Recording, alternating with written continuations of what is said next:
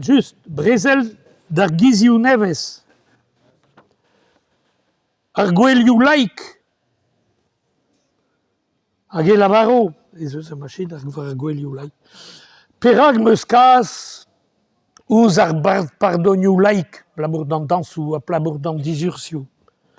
A baza, e touez a penons a gwelioù laik, e oa ur gwell nevez a oa redadeg velo.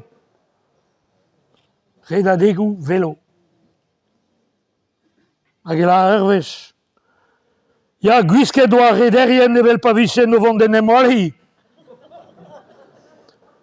A kouskoude ar barre-se, e l'er ma oa redadeg velo, ar barre-se me manket en Turki, a mer ar barre-se sanset en emlaka e touez ar gristenien katolik.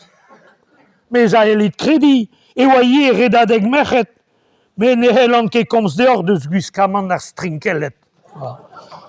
Me, lavaret a reio me mestra, eurvech, ma kavan, oa bet ur reunion folgoat. Deus peta, deus bekaoz, eno a kozet kalet a enep ramperezet ar veloioù. Ar mehet vel just. Ramperezet ar veloioù gant o lostennoù ber. Ar vruchet dijolo. Evit kounta beroc'h. Ebe kozet deus an ol gizioù lubrik. Setu ar velo. Oa. Hag ar redadeg mor. A ez bet afer neus padet triglonou sur ala rege sant pabu. O de chonj. Afer sant pabu. A ez eus deou war egaleg. Hag e, mar persoun a goumas. Sant pabu redadeg adare. Setu e koumans e gise. Bez eus tut hag a zo evel ma kroet er mor. Ne an on ket da fistoulat. Evit pelad ar gristenien douz an iliz d'azul. E sant pabu evit lot, oa ket bet o all ar gant ar redadeg da lun ar Pentekost, me red eo kaout un all d'ar pemzeg da mis diveza. Piou oa e pen ar redadeg ze. Ne ouz om ket, me adresur, ne ket konseil an iliz, na zo ket konseil antikier e oan. Setu, peta pan deus lavaret ma kroet er mor, men ne ket plijet. Hag e an i oa prezidant neus skrivet ar persoun. E neus skrivet a lizer e galleg pegur oa e anno oa bouria.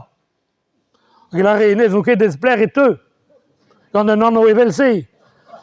Me, ma devichet an deski skriva e galleg pegur ez eus faoutou hag e laka tout a lizer war a... Hag evel just, ober goab da hunta, setu e bekaset d'an tribunal. A persoun. Hag e se neus padet bloaz santer. Hag an tribunal. Piou zo bet koundaunet. Prezidant komite redadeg a sant pabu. Hag e neus ranket pa ya. Hag e un nis da nautrou kalvarin. Un nis bien. Oa e anno if kalvarin hag ez avo persoun e santegonek. E blavechou pev ar ruget.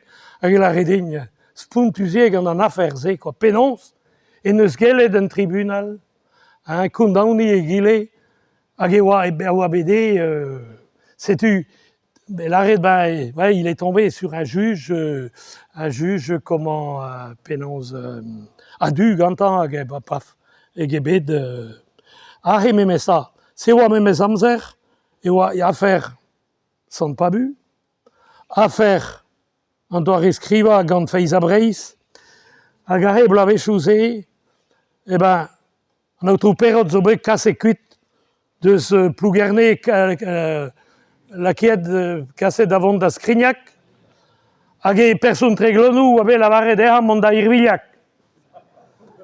Mais bon, sur oalar e a blamour nor ket sur.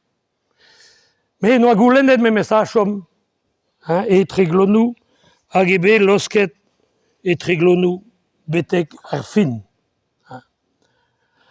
Bon, hag e touez ar gweluiai, gie, zo,